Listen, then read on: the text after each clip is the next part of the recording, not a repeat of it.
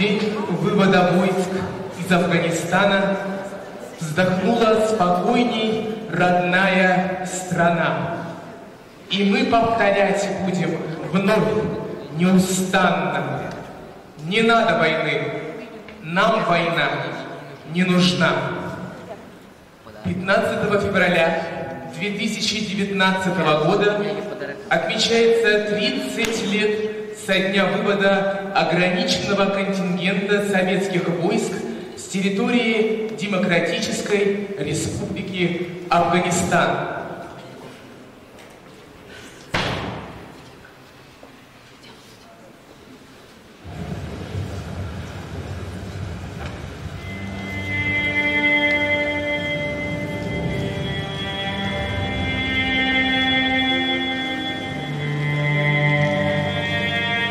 Письма Андрея Калаева, погибшего в Афганистане.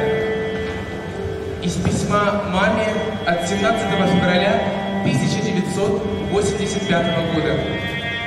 Здравствуй, мама. Привет тебе от сына твоего Андрея, солдата. Сегодня сдал первый экзамен по политподготовке. Завтра буду сдавать строевую и физо. Ведь я, мама, попал в спецвзвод. У нас экзамен ускорили на целый месяц от всех. Скоро отправят туда, где страшно, но служить, мама, надо. Или что это за служба, если 2 года, считай, не служат? Но ничего, мама. Это мое, наверное, последнее письмо из учебки, так что жди нового адреса из Заречья. У Володи спросишь, куда я попаду после учебки. Там мне, мама, будет и трудно, и легко. Я точно не знаю, может, все 2 года упорной работы. Скоро, мама, я увижу человеческие раны. Это людей без рук, без ног. А я санинструктор. Должен буду оказать моим братьям по родине все то, чему меня здесь учили. Да, мама. Я должен тебе написать правду, или иначе нельзя, как я писал месяц тому назад Володе и Коле, что меня шлют в Афганистан для оказания раненым первой медпомощи. Короче, мама, мои действия в боевой обстановке — это когда вокруг свистят пули, а я с сумкой санинструктора бегу или ползу к раненому и оказываю ему медпомощь.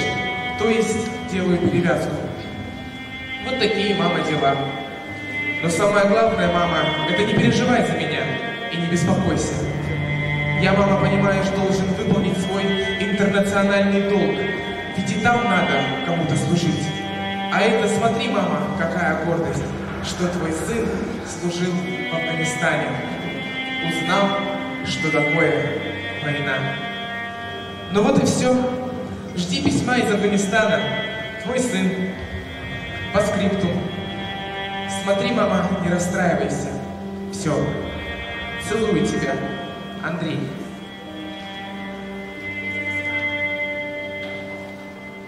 Из письма маме от 8 марта 1985 года. Здравствуй, мама. Привет тебе из далекой страны, то есть из города Казни. Ты, мама, не удивляйся, в России такого города все равно нет.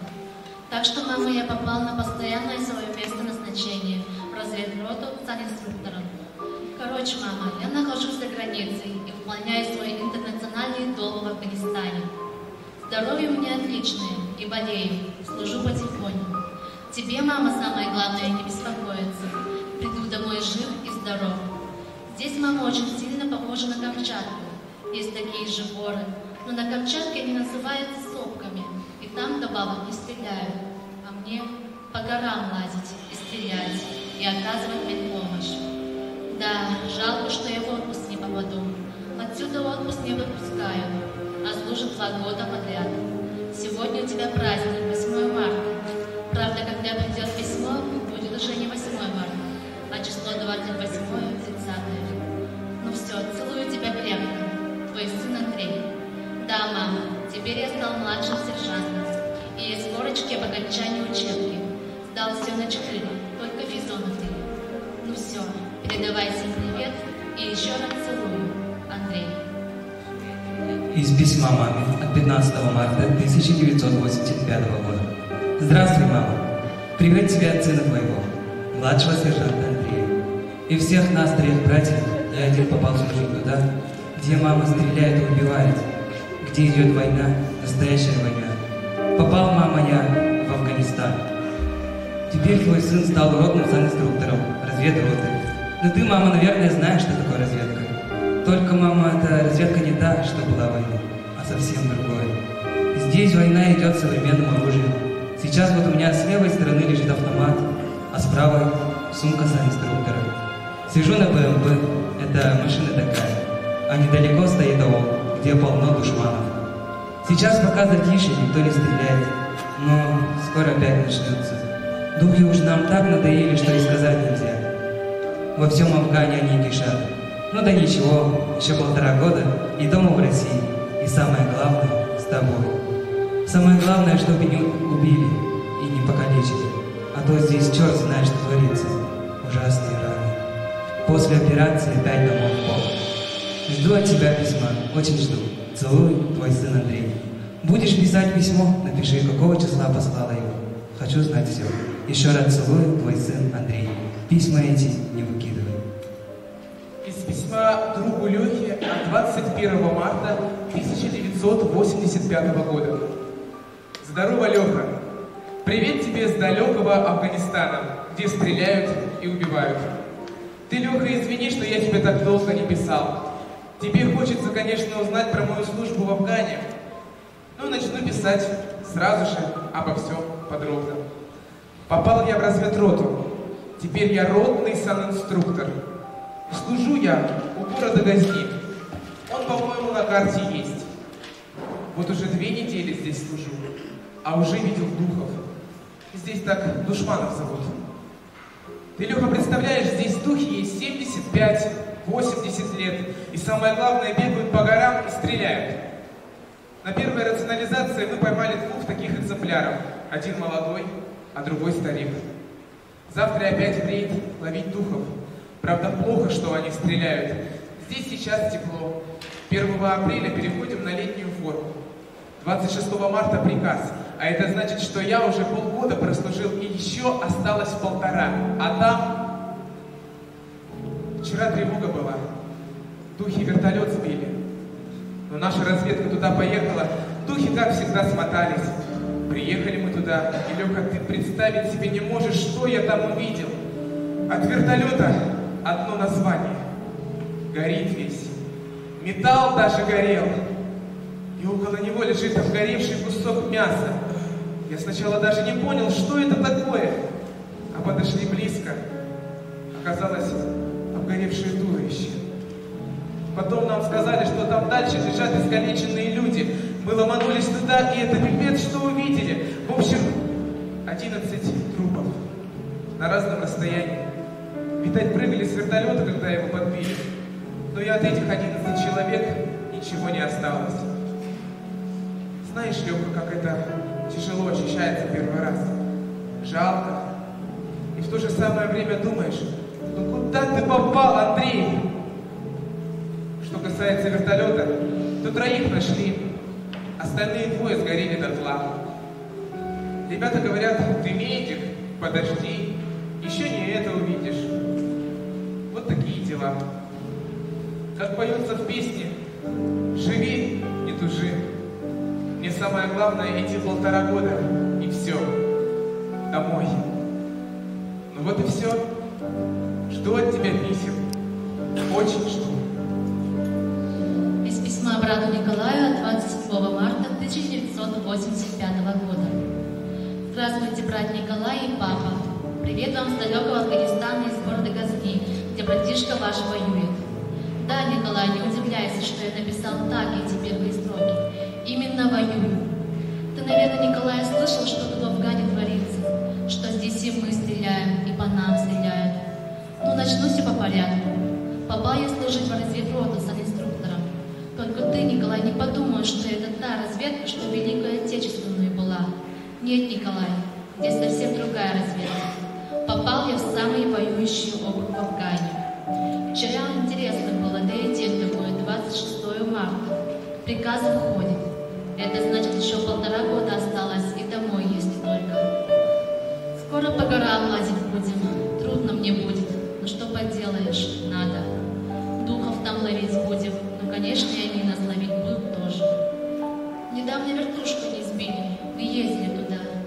Это Коля страх, что я увидел. Мне даже самому пришлось вытаскивать обгоревшие куски мяса и кости. У меня такое потрясение было. Вот был человек, а теперь несу обгоревшее туловище в руках на санитарный вертолет. Представь себе, Николай, 11 человек, и их уже никогда не будет. Теперь мой самый лучший друг — это автомат и помощник сумка медицинская. Здравствуйте, уважаемая Нина Николаевна. Пишет вам командир роты, в которой служил ваш сын Андрей Николаев. 3 апреля 1985 года наше подразделение было поднято по тревоге для Алхада банда мятежников. Когда прибыли в район, где располагалась банда, наше подразделение начало окружать их, завязал с собой. Одна группа солдат попала под огонь мятежников, и 2 из них были ранены. Ваш сын, рискуя жизнью, под огнем противника бросился на помощь к товарищам. Мятежники открыли огонь из миномета. И когда Андрей оказывал помощь раненым, одна мина разорвалась рядом с ним. Он был смертельно ранен. Ваш сын неоднократно принимал участие в боевых операциях по уничтожению мятежников. При этом всегда проявлял мужество и отвагу. Мы гордимся, что в нашем подразделении служил ваш сын. Уважаемая Нина Николаевна, все военнослужащие нашего подразделения передают вам огромный сердечный привет. Вы можете гордиться своим сыном. С уважением, командир разведроты старший лейтенант Гончаренко. Ваш сын Калаев Андрей указом Президиума Верховного Совета СССР а 4 сентября награжден орденом «Красная звезда».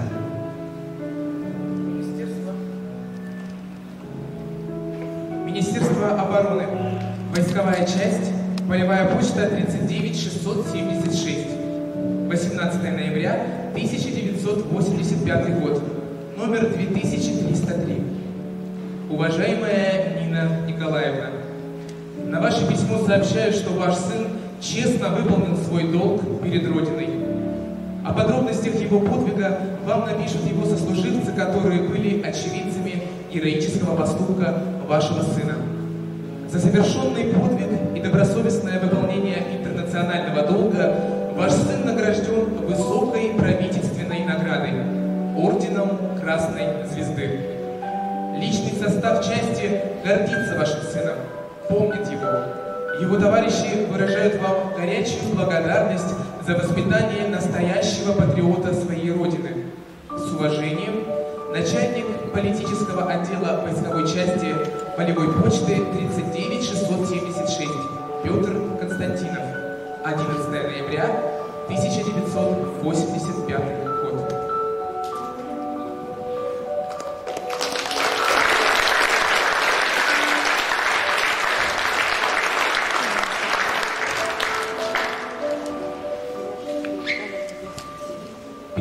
Февраля 1989 года последний бронетранспортер с нашими воинами пересек мост Дружбы через Амударью, Парфарватеру, который проходит граница с Афганистаном. Замыкал эту огромную колонну командующий 40-й армией герой Советского Союза генерал-лейтенант Борис Всеволодович Громов. Всю свою боль вложил этот мужественный человек вот в такие строки. Наша боль и опасений день с вашими тревогами слились. Наконец настал последний день. Наконец его мы дождались. Кто вставал, кто падал под огнем, у судьбы не спросишь, что к кому. 9 лет вы жили этим днем. 9 лет с боями шли к нему. Как измерить боль горячих ран, облегчить, как горе матерей, будет сердце жечь Афганистан и в объятиях Родины своей. Слово предоставляется заместителю министра по делам молодежи и социальным коммуникациям Республики Саха-Якутия Любови Николаевне Клюкиной.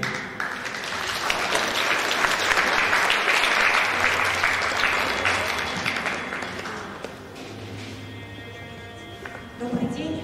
Позвольте от имени Министерства по делам молодежи и социальным коммуникациям поздравить присутствующих здесь ветеранов, в первую очередь практически 10 лет длилась необъявленная война. Там, где наши мальчишки выполняли национальный долг, и потом в Советском Союзе было как-то не принято об этом говорить. В России вспомнили говорить, начали говорить.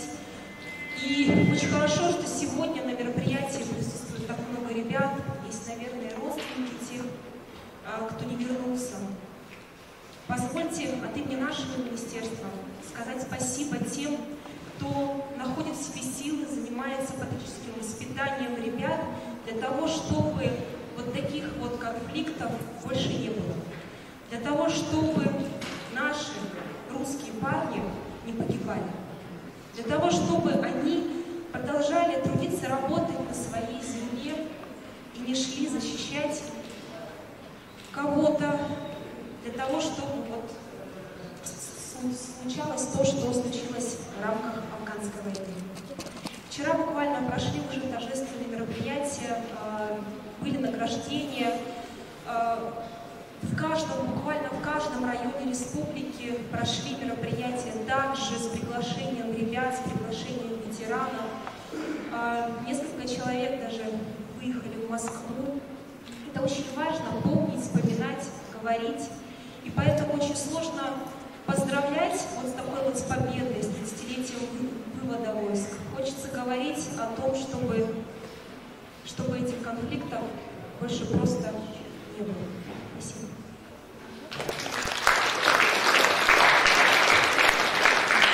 Слово предоставляется заместителю начальника управления по работе с личным составом, полковнику внутренней службы Министерства внутренних дел Республики Саха-Якутия Лене Степановне Ивановой.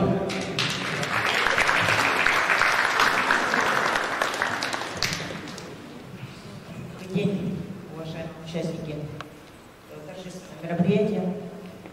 Я хочу сказать, что в те годы я была студенткой, естественно, все телевидение и радиовещание передавало о том, что наши войска полностью выведены из Афганистана 15 февраля 1989 года. Это было праздничное настроение в том плане, что Афганистан стал мирным,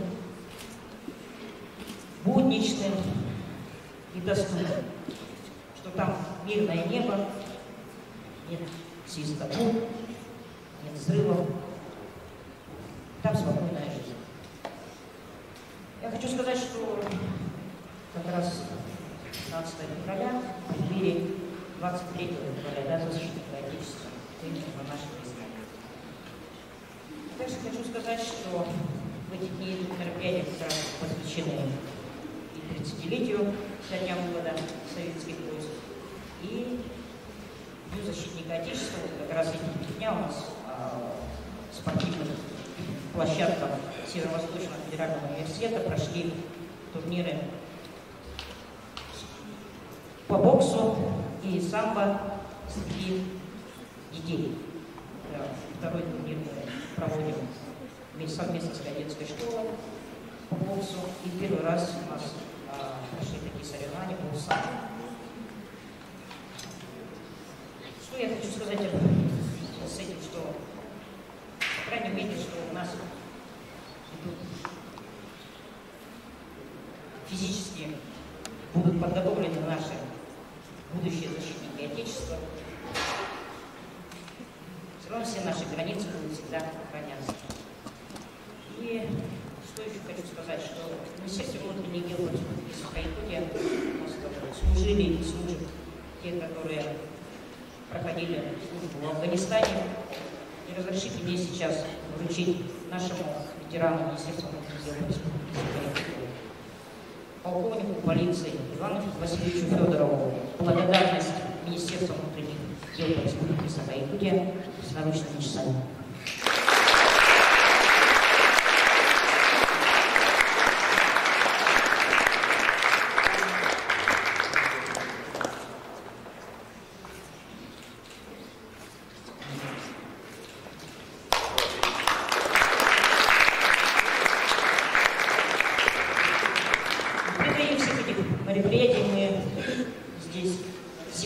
открываем выставку музея Министерства внутренних дел по Республике Саха-Якутия, где рассказывается история министерства, о наших замечательных сотрудниках.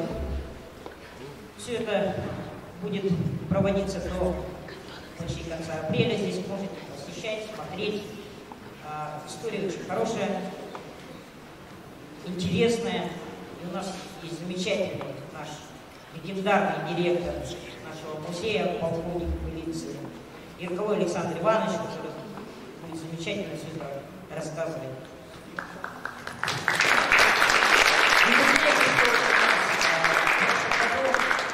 Юбилейное мероприятие было 300 лет российской полиции и 100 лет якутской милиции. Так что все это будет рассказано здесь. И, конечно, про Афганистан тоже. Я хочу предоставить слово Александру Ивановичу Ярковому.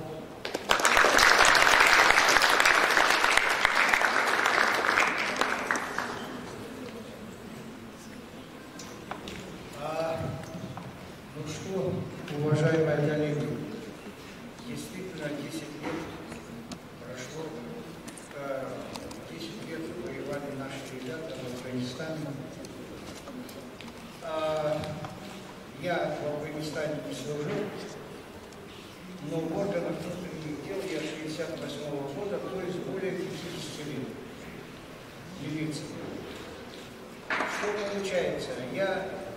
Когда был командиром, ко мне приходили ребята, Григорьева Вася, медаль за боевые заслуги.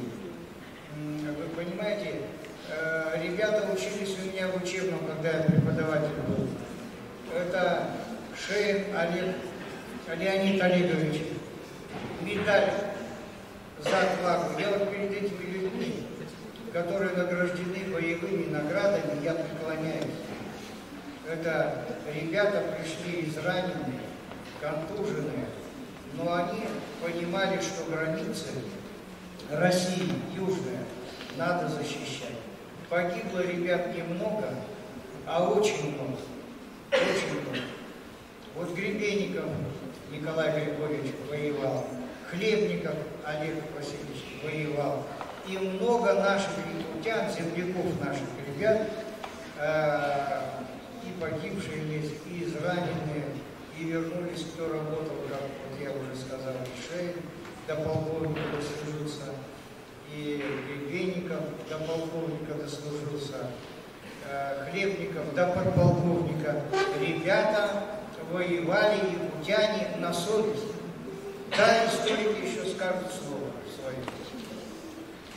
Сколько, что, чего, но мы должны всегда помнить, что ребята выполнили свой долг, охраняли наши рубежи.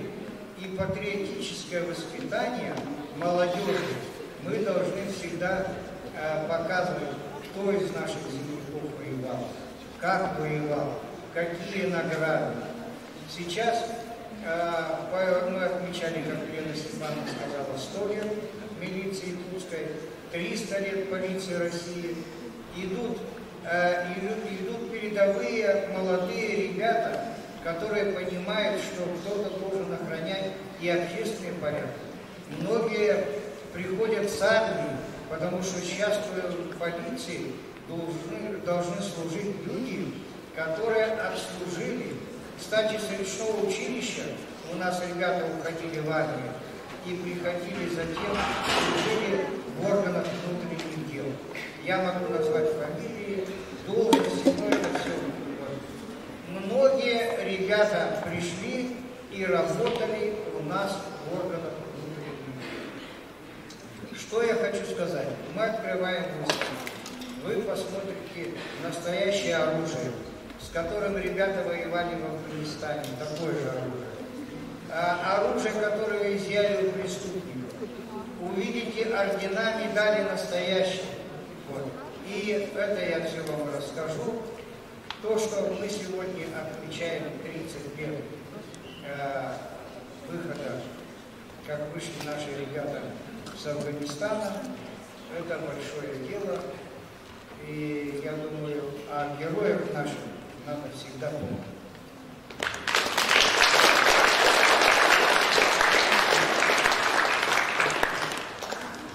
Слово представляется помощнику военкома Республики Саха-Якутия, ветерану войны в Афганистане Ивану Васильевичу Федорову.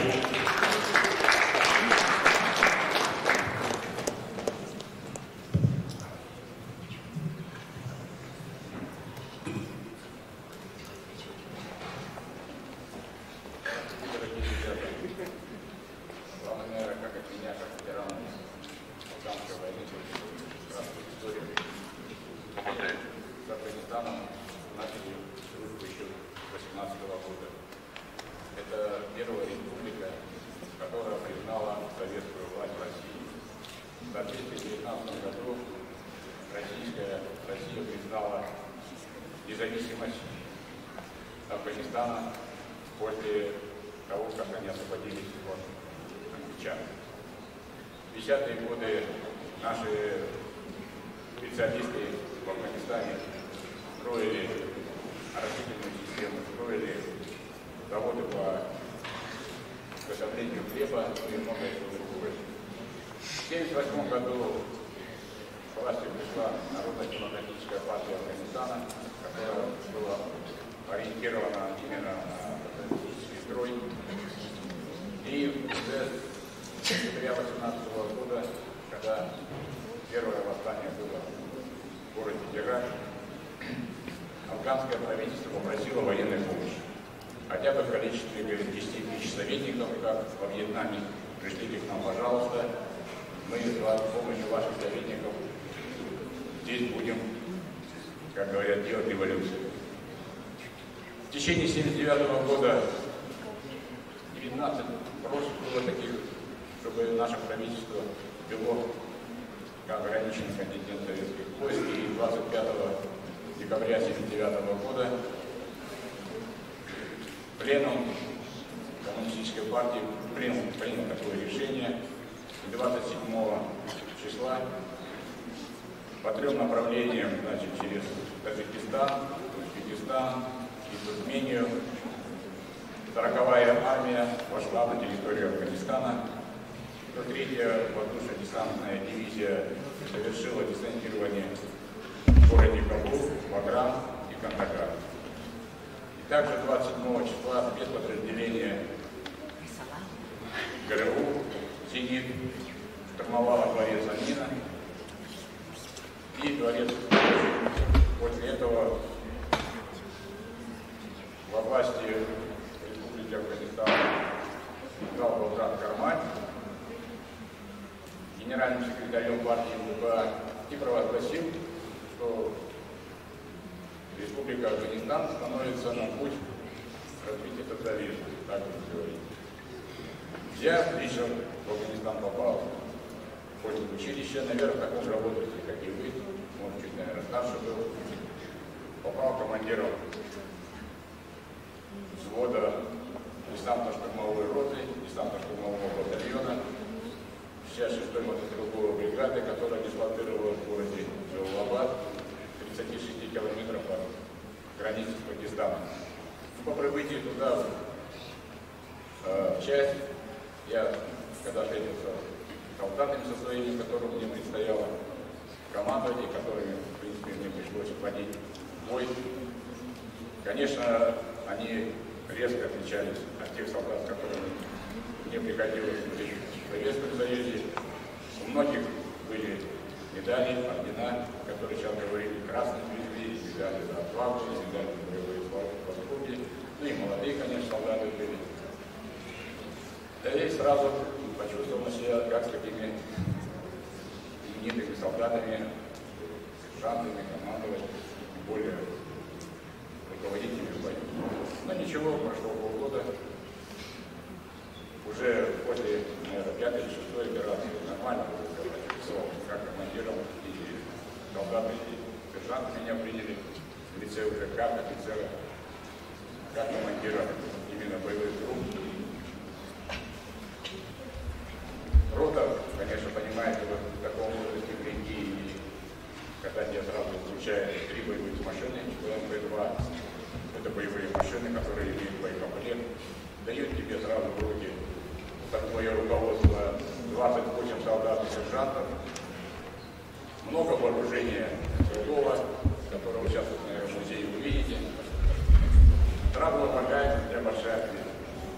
когда приходишь к вертолету и вылетаешь на боевые действия, со своей группой на десантирование какой-то высоты или какой-то боевой задачи, вы понимаете, что кроме вас никто этими ребятами руководить и командовать ихними, точнее распоряжаться ихними жизнями никто не вправе, кроме вас лично.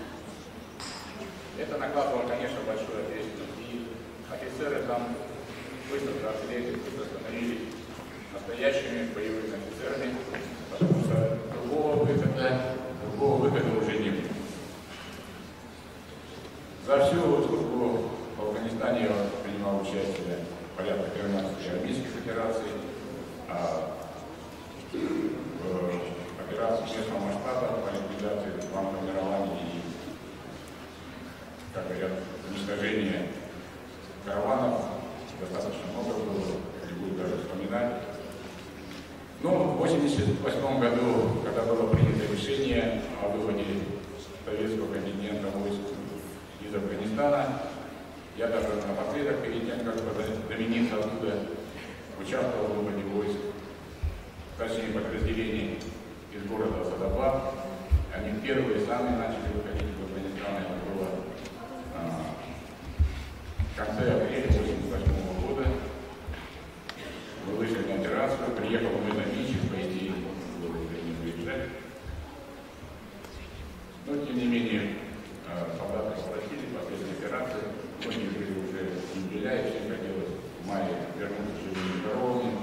Поэтому, конечно, такие боевые действия перед самым выходом все хотели пойти с офицером, который уже имел боевой опыт, имел орден Красной Звезды, медаль боевой активности, который неоднократно уже с ним вместе воевал. Поэтому они меня попросили, и я вылетел на вертолете на подводную операцию. Нормально провели ее, вернулись оттуда. И я на следующий день собрал свой чемодан и улетел.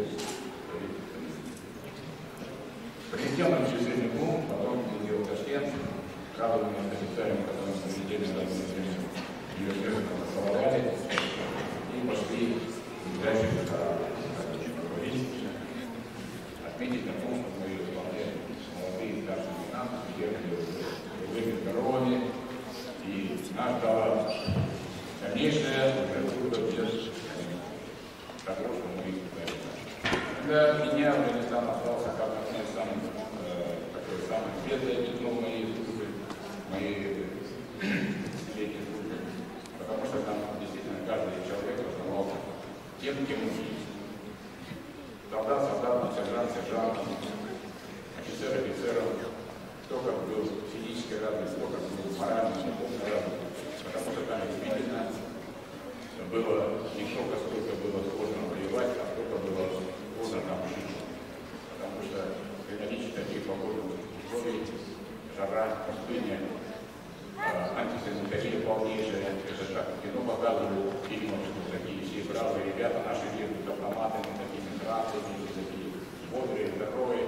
На самом деле это грязь, это вши, это холера, это дизентерия, это гепатит и все остальное, которое сопровождает лишь в такой стране, как Афганистан, которая в то время и сейчас, наверное, живет в средневековье, в котором вообще и медицины нету, и население совершенно неграмотное. Поэтому соответствующим образом вот это все больше принципа и наложил на нас отпечаток тяжести вот этой, потому что когда вы в сборы, на тебе висит бронежилет, на тебе висит рюкзак, на тебе висит автомат, боеприпасы, все это достаточно тяжело. Кто уже важно понимает, большой тяжелый вес порядка 25, а кто ходил в тяжелом вооружении порядка 40 килограмм, не надо было уже зайти на 1000 при такой жаре, ходить не только ночью. Дневное время с разрывами никто не воевал, и афганцы не воевали, как вы говорите, и мы не воевали, потому что при такой жаре вообще сейчас было невозможно, все лежали впереди, наступал вечер, наступала ночь, наступала утро, все это происходило только в это время. Мы в основном воевали вечером и ночью, они в основном воевали утром, как ваши стоят. Вот так коротко могу рассказать вам, как участник именно этого заседания, которое послужил я вам. Большое спасибо за внимание. Всего доброго.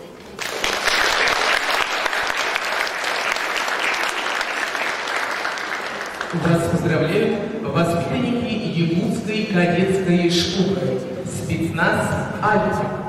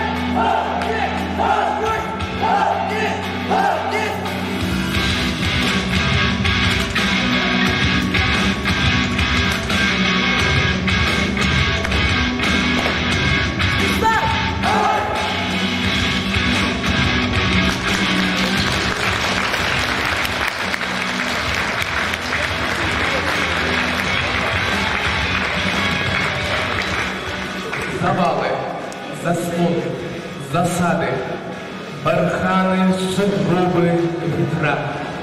Наверное, забыть это надо, но помнится словно вчера. Афганская война разделила жизни тысячи советских солдат и офицеров и их семей на до и после. На протяжении 10 лет замирали сердца матерей и отцов, отправлявших на службу в ряды советской армии своих детей. Только бы не Афганистан, но кто-то должен был служить Отечеству и там. Слово предоставляется председателю городского совета ветеранов войны, тыла и труда Валерию Ивановичу Третьякову.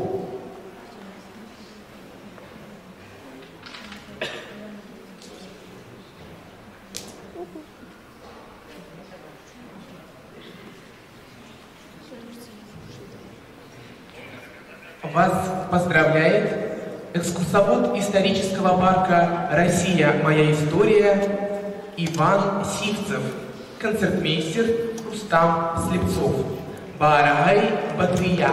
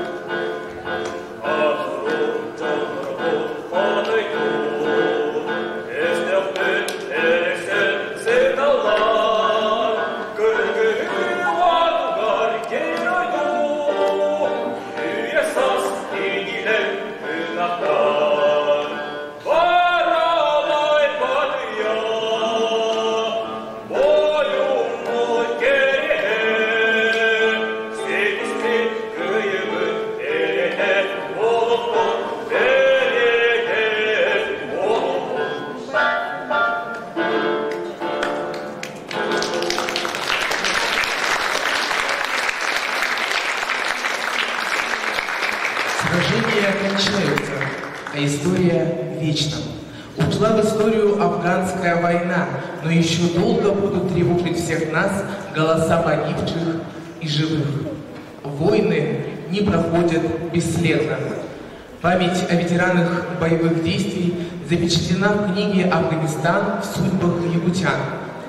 Мы приглашаем на сцену автора книги, действительного государственного советника Республики Саха-Якутия, заслуженного работника Народного хозяйства Республики Саха-Якутия, ветерана боевых действий Кусиментая Николаевича Алексеева. Здравствуйте. Здесь сегодня, как я вижу, собрались представители, будущее российского флота, как я вижу, сидит. Будущее светилы нашей юридической науки сидят, видать, и нашему молодое поколение. Это, наверное, будущее руководителей государственной и хозяйственной деятелей республики, видатели России. Это же все впереди. Человек до 35 лет делает себе имя. И после 35 лет живет за счет этого имени. У вас все сейчас впереди. Вы дети, вы молодые люди, сейчас делаете себе имя. И имя надо делать себе какое? Доброе, положительное, но не отрицательное. Вы после окончания школы разъедетесь по разным уголкам нашей Родины, учиться, служить, работать. И нет, но все равно будете встречаться со своими одноклассниками, со своими однокурсниками и будете вспоминать свои учебные годы, студенческие годы, армейские годы. Ну, хотелось бы, естественно, чтобы это воспоминания были тоже опять некоторые с хорошей лучшей стороны для вас. Вот. Если человек был в школе отличником, спортсменом, активистом, естественно, ваши одноклассники, ваши однокурсники будут вспоминать, помнить вас с этой позиции. Но если вдруг что-то допустили такое плохое, то, естественно, они нет, будут все равно будут опять вспоминать. Но тогда, конечно, будут какие-то неудобства будут у человека. С выходом на пенсию думал, чем же заняться. По своему возрасту, по своим возможностям. Ну и решил, что делать. Бумагоморательством заниматься, то есть писать всякие воспоминания, там еще что-то. Но потом все-таки деятельность должна быть какой-то целенаправленной. И в один прекрасный день, благодаря вот интернету, мои солдаты, оказывается, нашли по телефонному справочнику администрации президента правительства Республики Саха-Якутия мой телефон. Они искали меня по имени Усиментай. С другой стороны, это хорошо, что имя мое такое. Солдаты мои сразу нашли. И звонят. Ну вот, так и познакомились вот с бывшими солдатами, которые вот в 85 году с Афганистана выехал вот, после выполнения патриотического долга. Вот они нашли вот 2009 года, с ними близко знакомился. И начал ездить к ним. Результат их ратного труда висит на моей груди в виде ордена Красного Знамени. Они мне имя сделали. И сегодня вот меня пригласили сюда не как Алексея Усиментая Николаевича, а как участника афганской войны. Это имя. И тут платежом красным. Думаю, что же делать? Солдаты мне имя сделали, и мне тоже, конечно, с чем-то надо это дело платить. И решил их имена увековечить в книге. И начал ездить по региону Уральского федерального округа, потому что солдаты у меня были оттуда. Начал ездить по Украине, потому что офицеры были у меня с Украины, и по Белоруссии. И сколько нашел, встретился с ними, собрал данные, и вот в виде вот этой книги Корези Ильяс вот, написал о своих солдатах, офицерах, о каждом пытался. Но если кого не нашел, потому что некоторые не пользуются интернетом, на связь не выходят, но зато есть их имена в этой книге в штатно должностном списке вот, мотоманеврной группы. Книга издана в количестве 300 экземпляров по количеству своих солдат. У меня в Афганистане было 305 человек. Вот поэтому ровно по такое количество сделал. Потом начал писать на якутском языке,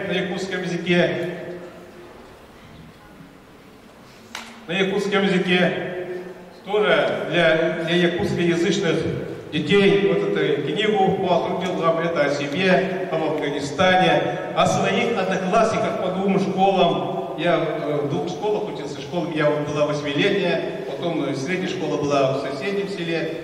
И как там о своем однокласснике, который в этой книге написал, начиная, какими они были в школе, чем они занимались, какие были спортсмены, активисты, и сегодня чего они добились, сколько детей, сколько внуков, какие они имеют там достижения, кто заслуженный, кто почетный. Вот все это в книге, которая унес всех своих одноклассников.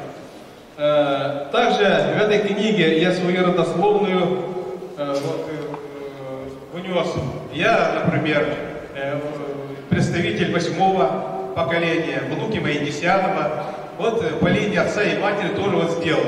И вы тоже давайте пытайтесь, не откладывая в долгий ящик, и начинайте интересоваться своими родителями и предками. Потому что, когда я кинулся было в одно время, оказывается, я не знал, чем занимались моя мать, мой отец, кем были мои предки. И это было, конечно, нехорошо.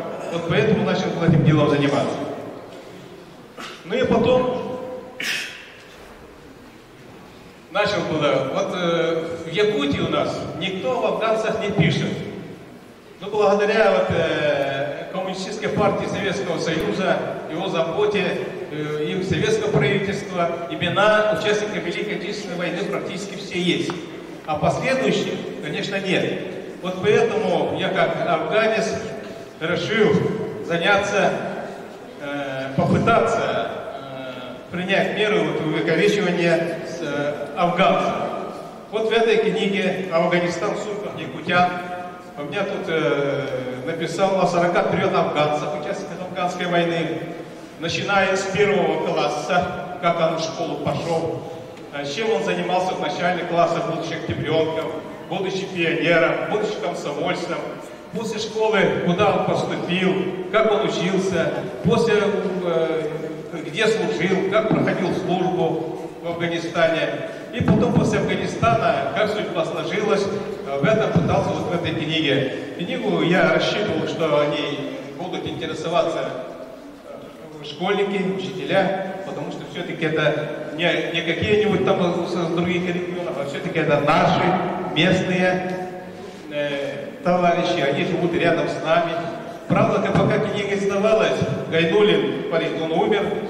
Вот. Жаль, конечно, не успел он увидеть эту книгу. Вот поэтому, ряды афганцев тоже, конечно, у нас редеют потихонечку с каждым годом, как в свое время редела и ряды участников Великой Отечественной войны. Вот. Ну и вы, молодежь, тоже давайте, хорошо было, вы подключились к такой работе, собирать данные о своих старших товарищах, о родителях и, естественно, сделать все возможное, чтобы увековечить их имена. Вот это было большой благодарностью с вашей стороны перед вашими старшими товарищами, старшим поколением. Ну, на этом, наверное, я закончу, наверное. Берите пример с меня, делайте как я. Не тот патриот, который с флагом России, с каким-то непонятным криком бегает по улице. Это не патриоты, это сумутьяны. А патриот — это тот человек, который на порученном участке добросовестно делает свое дело. Вы учитесь добросовестно, это вы молодцы. Учитесь, получаете диплом, потом приезжаете, где получили назначение, там вы делаете свое дело по полученной профессии, это вы молодцы, вот это патриот. Но не будьте такими сумутьянами, которые вот не знают, сами даже не знают, чего хотят, но самое главное, бегают со святым, святая святых государств, это что? Государственный флаг. Вот с нашим триколором вот бегают по улице. Не уподобляйтесь им. Спасибо.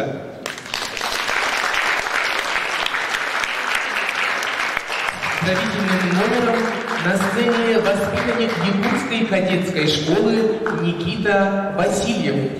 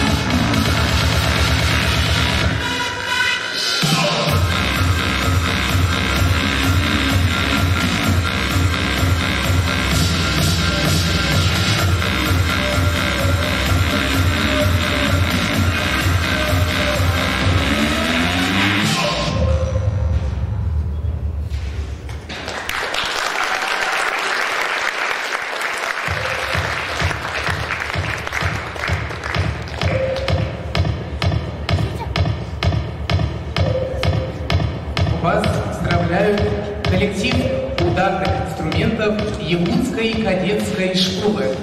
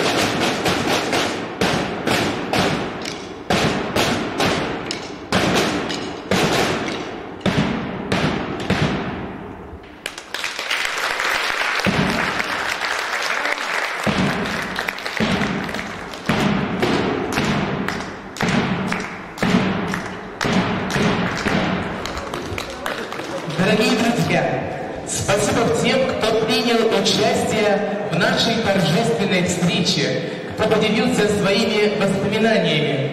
Мы гордимся вами, и сколько бы времени ни прошло, будем помнить. Уважаемые гости и участники мероприятия, после общего фотографирования мы предлагаем вашему вниманию просмотр документального фильма от Ассоциации ветеранов Афганской войны «Память погибших». После фильма исторический парк предлагает желающим тематическую экскурсию «Война в Афганистане. Годы и события».